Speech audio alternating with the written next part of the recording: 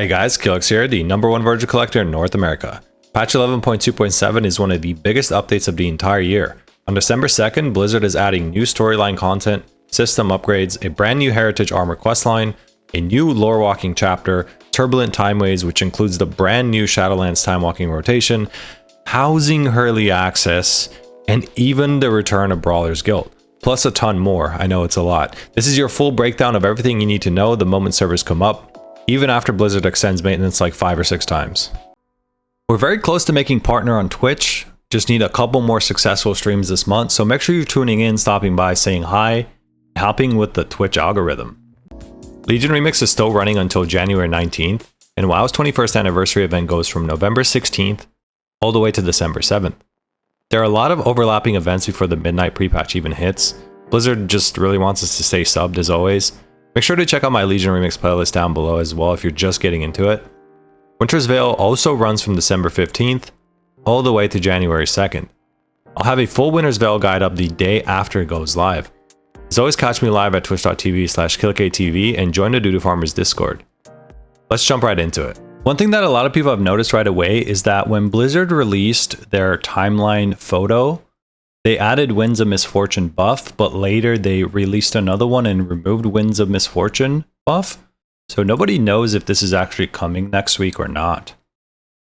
First off, the single button assistant now has a press and hold feature for combat, which is absolutely insane for lazy gamers like me.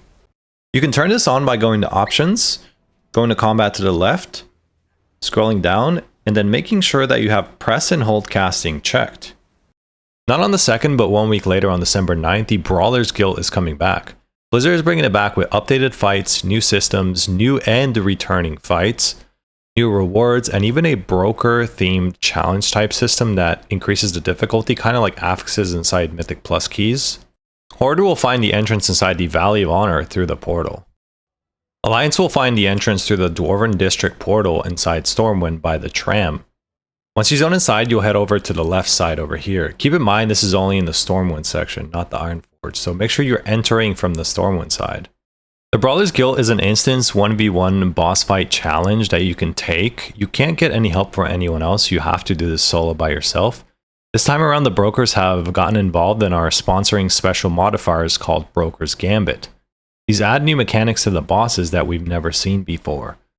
These makes the fight much harder and are required for a brand new set of achievements and rewards and things like that. If you manage to complete every single Brawler's Guild challenge Broker Gambit, you get a title called Brawl Star. There are 8 ranks total in this version of the Brawler's Guild, just like the previous ones. Every rank requires 1000 reputation, and every unique boss kill gives 250 reputation. Once you max out the reputation, you can buy challenge cards from the card trader to fight specific bosses whenever you want. On top of that, Blizzard is adding a new affix style system. You talk to the challenge broker to activate extra powers on the bosses. These are used for achievements, cosmetics, titles, and even pushing harder difficulty versions of the encounters. It's a mix of new and returning rewards that is coming back.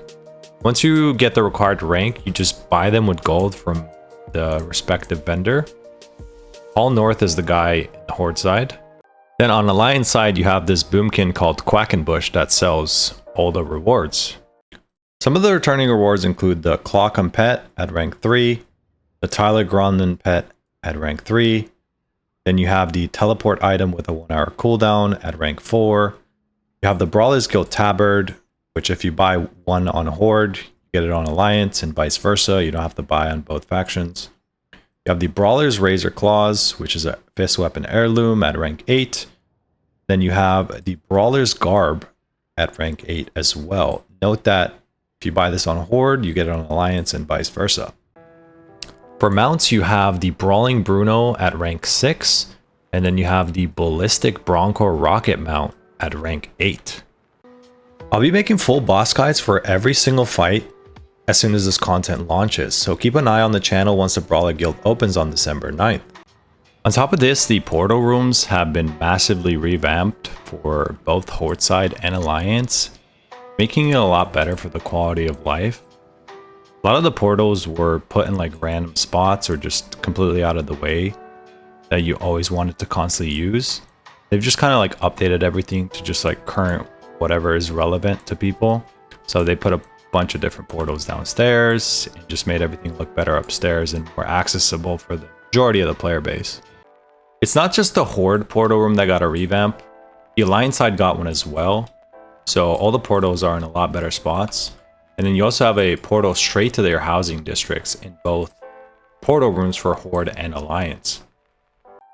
The Turbulent Timeway event is coming back as well, and this time it has a massive new upgrade. For the first time ever, Shadowlands dungeons are entering the Timewalking rotation, and they're appearing twice, on week 1 and week 10. The entire event lasts 10 weeks total, and starts with Shadowlands and ends with Shadowlands. If you want the fastest and most optimized method to farm Time Warp badges, make sure you check out my Ultimate Completionist Guide and skip straight to the Timewalking section using the timestamp. It'll save you hours and get you tons of badges, much faster than normal methods. Remember that during the Shadowlands Timewalking weeks, we also get 50% more reputation with Shadowland factions. This affects all 13 Shadowland reputations. This is perfect for collectors cleaning up Venari, Core to Harvest, Ascended, or the Mushroom Rep, and much more. When it comes to the Shadowland Timewalking dungeons, this event includes 6 dungeons of the old in the rotation. You have Necrotic Wake, you have Spires of Ascension, you have Plaguefall, you have The Other Side. I can't wait to do this dungeon. Oh my god, this is gonna suck. And then you have Halls of Atonement and Sanguine Depths. The Shadowlands Timewalking vendor is going to be located inside the Halls of Curiosities in Oribos. You're looking for an NPC called Collector Tashheld. Data mining shows that the vendor offers 3 mounts, 1 battle pet, and 2 toys, plus a ton of new transmog ensembles and weapons. The mounts are going to cost 5,000 Time Warp badges each. We have the Bone Cleaver Skullbore, the Crimson Lupine, and the Snowpaw Glimmerfall Prowler. For battle pets, we have the Post Assistant. This is going to cost 2,200 badges. For toys, we have the Steward's Bauble and the Wretched Dredger's Brand. These are going to cost 750 badges each. Something brand new for the first time, instead of the usual single Timeways mount you get from the achievement or you buy the old ones from the vendor, the cycle gives you a Shadowlands mount voucher. It's called Teredon's Mount Voucher. This starts a quest and it sends you to a quest NPC, and it allows you to pick one of the 4 bronze-themed Covenant mounts. We have the Bronze Aquilon, the Bronze Courtfly, the Bronze Gravewing, and the Bronze Wilderling. Right now, we don't know if players can collect all 4 voucher mounts in one Turbulent Timeway rotation. The 2 most likely outcomes that I'm thinking is that, number 1, the quest item is character specific, so you can collect 1 per character across 4 alts. However, this is earned from an achievement, so would this mean you'd have to earn this achievement on multiple alts multiple times? Or number 2, once you earn the first quest item in the achievement, the other 3 may become purchasable from the vendor with Time Warp badges once you've learned one of the mounts. This is the most likely outcome, but keep in mind there is no confirmation yet. But anyone who pre-ordered Midnight gets full access on December 2nd. Every account can own 2 houses, one on Alliance at Founders Point, and one on Horde in Razorwing Shores. In the world itself, there are 2 types of neighborhoods. You've got public neighborhoods, which are generated by the game and filled with random players, and you've got private neighborhoods, which you can create through a guild or through a charter. If you want your own private neighborhood, you'll need 10 signatures for the charter. The cool thing is that you can move your house whenever you want, and the game saves all of your progress and decorations like you packed your whole home into a shipping crate, just ready to move. Here's a quick tip before getting into housing. When you're buying decor items above a certain price, the game throws a confirmation window at you every single time. And that gets annoying really fast, especially when there's literally thousands of decor items across all vendors that you're constantly buying. You can create a simple macro and keybind it and just spam it to instantly auto-confirm purchases and skip the menu entirely. It speeds the process up by a mile. You can do this with anything. So if you want to delete any form of gear that has a confirmation menu, you can make this macro and then spam it. So watch. I'm just spamming my number 2 keybind right now, and it's instantly deleting everything. This works for any content in the game that requires a confirmation menu. But now I'm going to be naked. Legion Remix has a ton of achievements that award decor items, so make sure you finish Remix before it ends. If you want to prep even further, hop on the beta or PTR for patch 11.2.7, and at the top in the search bar, type decor reward into the achievement search bar. You can see every single achievement that awards decor item if you click show all results. You could scroll through them, and trust me, you're going to want that info because Blizzard is adding over 2,000 new decor pieces. They come from everywhere: achievements, quests, dungeons, raids, professions, world content, pretty much every single system that you can think of in the game. The good news is that housing rewards are retroactive. If you complete something now, it awards decor in the future. You get those rewards automatically on patch day, assuming everything works correctly. So you can start going for achievements now that award decor rewards, earn them now, and you get the decor item on patch day.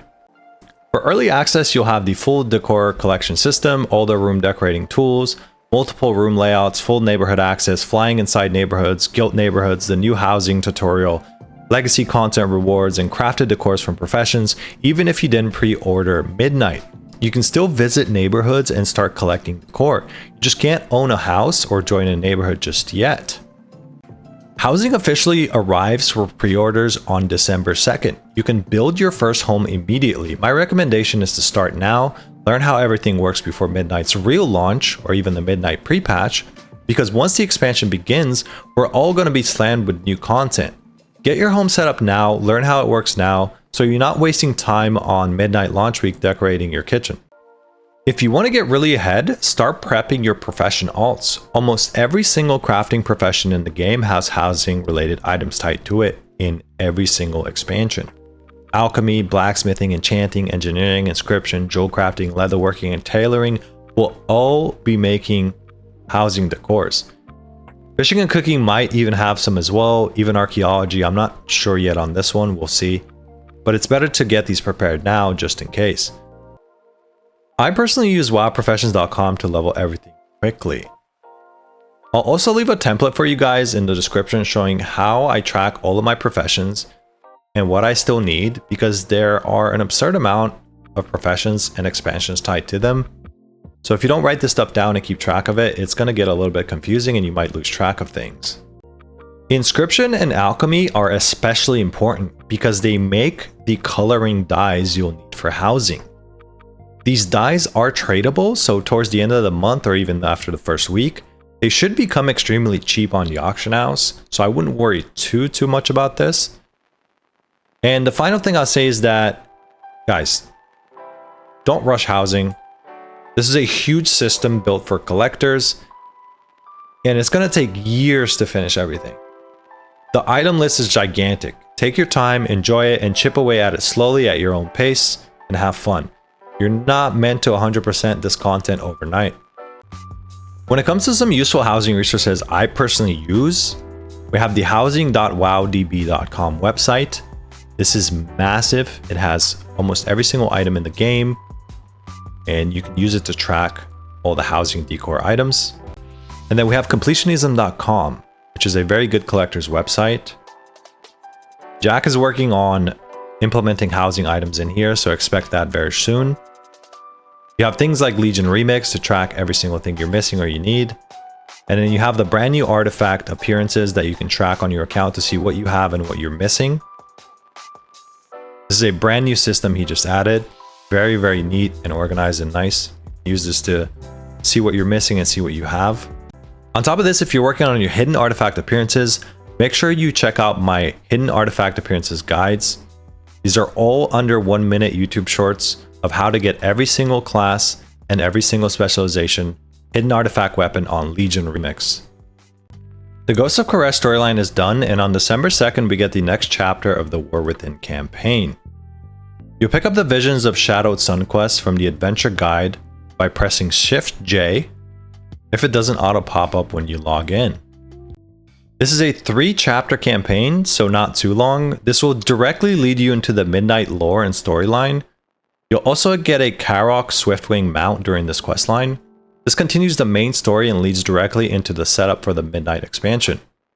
If you want to stay caught up or be ready for the second Midnight drops, make sure you do this on patch day. And do it on the character that you plan to main or level first in Midnight. We still don't know what parts of this campaign will actually be account-wide at the beginning or skippable for alts. Blizzard is doing a full overhaul of the new player and returning player experience on December 2nd as well. This is going to completely change how players enter modern WoW. Exile's Reach itself is mostly the same, but the presentation is a little bit different. They're updating the story beats to match the current lore.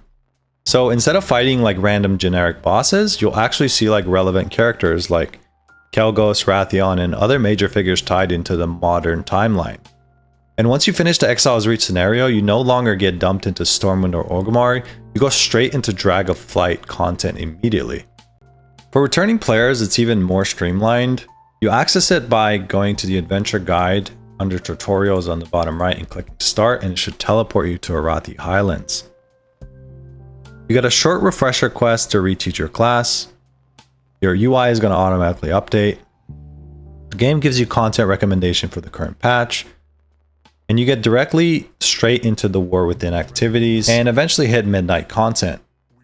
So if someone comes back after many years, they're not sitting there staring at their bars wondering what anything does anymore. The game will actually help you itself. Even though this is mainly meant for casuals and returning players, it actually matters for veterans too. These system overhauls usually add new transmogs, new collections, new achievement chains, or little bits of extra quest progress that collectors want to grab before they're forgotten or removed or revamped or changed. So it's still worth paying attention to and doing it, even if you're a veteran. On top of this, Dragonflight is getting a massive revamp. It's also getting something new for its regression. At the end of each Dragonflight zone storyline, you'll be able to queue into the solo story mode for that associated raid. This is going to let brand new players actually experience the raid's narrative without joining a full group. The whole idea behind these changes is pretty simple. Blizzard wants both new players and returning players to actually understand where to go, what to do, and how to get into modern content, because it's been quite confusing up until now, to be completely honest. These systems guide them right into the War Within and then prepare them for Midnight specifically. It's the biggest onboarding update WoW has had in years, and it should help the game feel a lot more approachable for anyone jumping in and allow players that are brand new to not feel so overwhelmed or lost. With Midnight expansion on the horizon, we will soon be jumping into the Prevalent story, so that involves Blood Elves. To help you catch up, Lorewalking has a new Lorewalking story in patch 11.2.7 that features both the Blood Elves and the Void Elves. It retells the story of the Scourge attack on Silvermoon City and the Lich King's assault on the Sunwell specifically. And then later players can also learn about the tainting of the Sunwell and the creation of the Void Elves and such, you know, all that nerd lore stuff. You can relive things like the Scourge of attack on Silvermoon, the Lich King's invasion, how the Sunwell got corrupted, Illyria's Void incident, like how she got all voidy and stuff, the creation of the Void Elves and such. This is a must-do for anyone who plays either Elf Race or just interested in lore like this, for collectors who want the full story logged, or just anyone following the setup leading into Midnight. We're gonna have new achievements, new rewards, cutscenes, and Pandarens finally get their Heritage Armor set. If you don't have a maximum level Panda, now is the best time ever to level one with Legion Remix going on. You'll just need one Panda on either Alliance or Horde side. Note that for completionists, sometimes each faction has different ID quest completion for collectors, so having a Panda on both Horde and Alliance as a safety net is a good idea to prepare. In order to pick up the questline, you'll head over to the Orgrimmar Embassy or the Stormwind Embassy depending on your faction, and you'll start the quest from the NPC there. On this questline, you'll return to the Wandering Isle to help prepare for the Spirit Festival with classic characters from early Pandaria era. You'll rally spirits, help villagers, fix problems, just do all sorts of questing stuff. Completing the storyline awards the brand new Pandaren Heritage Armor. Every Pandaren race and class receives it, including both Alliance and Horde faction sides. There are two different armors. Blue is for Alliance, red is for Horde. Both of the ensembles are awarded for completing this on either Horde or Alliance. so you have to only complete the questline once on either faction. You do not have to complete both factions for this ensemble sets. However, there's also a neutral color. We don't know how it's obtained just yet, so we'll have to wait for the patch date to find this information out. There's also a hot air balloon toy that comes from this questline, which is actually pretty cool. When it comes to achievements, we have a brand new Mount Meta achievement called World Soul Searching. I'll have a full guide for this out soon on my channel, so make sure you look out for that. This is going to include the best and most efficient ways to farm this out for every single achievement. You get a mount reward called Gear Grinder MK11 and a Drained Heart of Galakron decor housing item. You can get the requirements for this achievement right now. You just will not get the reward until patch day because the achievement is not in the game yet. Dragonriding is getting a rework. You'll notice that Vigor is completely removed whenever you mount up. Surge Forward and Skyward Ascend has 6 charges total, which are shared between both abilities. And then you have Whirling Surge, which is a flat out 30-second cooldown now. Second Wind is gonna refund you a charge of Surge Forward and Skyward Ascend both. Aerial Halt and Bronze Timeline is unchanged, although note that Bronze Timeline doesn't seem to be in the game anymore as it's not in PTR right now. And then they're also adding an entire new action button called Dismount. You can keybind to instantly dismount whenever you want. These old currencies from legacy content will also be account-wide due to new housing decor items that are being introduced in the game that require these to purchase them. We have Apex Crystals from Warlords of Draenor expansion, and then we have Veiled Argunite and Order resources from Legion specifically. So if you're playing Legion Remix right now, make sure you hoard those up because they will be Warbound transferable soon. So that's patch 11.2.7. December 2nd is one of the most stacked days we've had in years. The War Within campaign continues with the Vision of the Shadowed Sun, which directly bridges us into the Midnight storyline specifically. Housing early access unlocks for everyone who pre-ordered Midnight, and the new player and returning player revamps go live. So the whole leveling experience finally lines up with modern lore. We also get the new Quell Thalas Lorewalking arc, Lorewalker Cho, and the full Pandaren Heritage Armor questline on the Wandering Isle for pandas. The start of 10 straight weeks of Turbulent Timeways, featuring the first ever Shadowlands Timewalking specifically. And 1 week later on December 9th, the Brawler's Guild officially comes back with new mounts, decor, and updated challenges. That's not even counting everything happening around it. WoW's 21st anniversary, Pilgrim's Bounty, Winter's Veil, Legion Remix still running until January 19th, and the Midnight pre-patch right around the corner. Not to mention seasonal content that we're still finishing up. There's tons to do and tons to prepare for. This patch is absolutely loaded the moment servers come up, assuming Blizzard doesn't extend maintenance for another 10 hours. That's everything coming in patch 11.2.7. I'll have full guides for Brawler's Guild bosses, housing prep, World Soul Searching, Winter's Veil, and everything leading into Midnight coming over the next couple of weeks. I probably won't sleep. If you found this helpful, drop a like on the video and subscribe so you don't miss anything. Catch me live at twitch.tv/KillerKTV. I'm very close to making partner guys, so I would appreciate it if you guys joined. Join the Doodoo Farmers Discord as well. Check out all my Legion Remix guides before the event ends on January 19th. And as always, thanks for watching, and I'll see you in the next one.